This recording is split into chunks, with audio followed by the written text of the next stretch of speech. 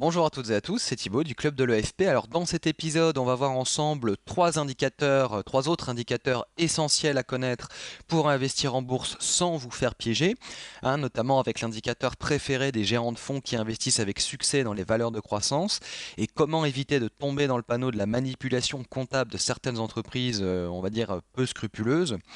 Comment savoir à coup sûr si une entreprise est championne sur son secteur, et notamment comment sélectionner les actions d'entreprise qui vont résister aux crises à venir, quelles qu'elles soient.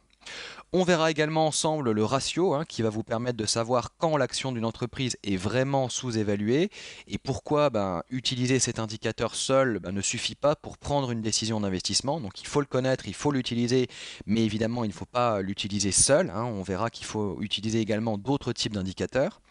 Et enfin, donc, comment vous pouvez acheter des actions d'entreprise en étant sûr et certain de revoir votre argent, même si l'entreprise fait faillite. L'indicateur est tout simple, encore une fois, mais il faut savoir comment l'utiliser à bon escient. Donc dans les épisodes précédents, notamment qu'on avait consacrés à d'autres types d'indicateurs à connaître avant d'investir en bourse, on avait notamment vu les indicateurs que vous deviez absolument avoir à l'esprit lorsque vous investissiez votre argent en bourse, pourquoi même des entreprises en bonne santé financière apparente peuvent se révéler être des canards boiteux sur lesquels vous ne devez surtout pas investir votre argent.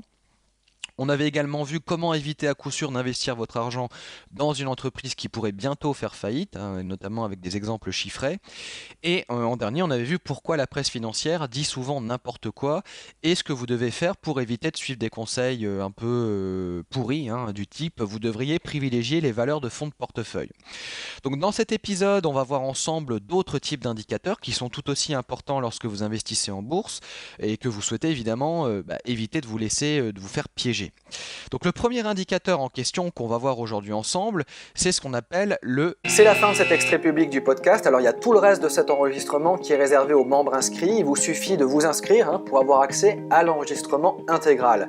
Mais pas que ça, vous allez recevoir tous les jours de la semaine, du lundi au vendredi, toutes les semaines, un nouvel épisode dans lequel vous allez apprendre des recettes d'investisseurs, des trucs, des astuces, des méthodes qui vont vous permettre de générer des revenus passifs plus facilement, des méthodes qui vont vous permettre de vous libérer progressivement du métro boulot dodo et de gagner votre indépendance financière sûrement et progressivement. Alors vous allez apprendre des méthodes qui ont déjà été appliquées avec succès par des centaines d'investisseurs avant vous et que je vais vous révéler au travers de ces différents épisodes. Des méthodes qui vont vous permettre par exemple d'épargner plus sans éprouver de frustration et en vous sentant plus heureux et fier de vous, de vous construire un patrimoine à toute épreuve, quel que soit l'état du marché, de vous organiser mieux, d'être plus efficace pour gagner du temps et faire en sorte que votre argent travaille vraiment pour vous et non l'inverse, et puis des méthodes qui vont vous permettre de générer des rendements à 2 chiffres, même lorsque le contexte économique et financier est particulièrement morose. Vous allez apprendre également à investir en faisant en sorte de ne pas perdre d'argent, et vous allez voir qu'avec un peu de méthode, c'est possible et même très facile, que ce soit d'ailleurs en bourse, dans l'immobilier ou même dans les matières premières. Vous allez apprendre à gérer vos investissements comme les pros qui réussissent, c'est-à-dire en ne suivant pas des conseils désuets du type investissez sur le long terme, constituez-vous un portefeuille diversifié et achetez des actions, des obligations et des fonds communs de placement. Et puis surtout, vous verrez que pour gagner votre indépendance financière, vous ne devez surtout pas gérer vos investissements comme le font la plupart des gens qui suivent les conseils des gourous de la finance. Alors peut-être que vous gérez déjà vous-même vos investissements, peut-être que vous avez préféré faire confiance aveuglément à votre conseiller financier parce que vous ne compreniez pas bien le produit qu'il essayait de vous vendre.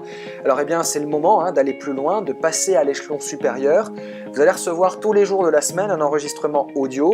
Il vous suffit pour cela d'aller sur la page www.écoledesfinances-personnelles.fr/club-efp et vous allez devenir membre du club privé École des finances personnelles en vous inscrivant. Alors il y a un lien qui s'affiche sur la page si vous écoutez cet enregistrement depuis le site, sinon si vous l'écoutez depuis YouTube, vous pouvez regarder dans la description de la vidéo, il y a un lien qui vous permet de vous inscrire www.école-des-finances-personnelles.fr/club-efp pour devenir membre en quelques clics du club privé École des finances personnelles et avoir accès à tous ces enregistrements.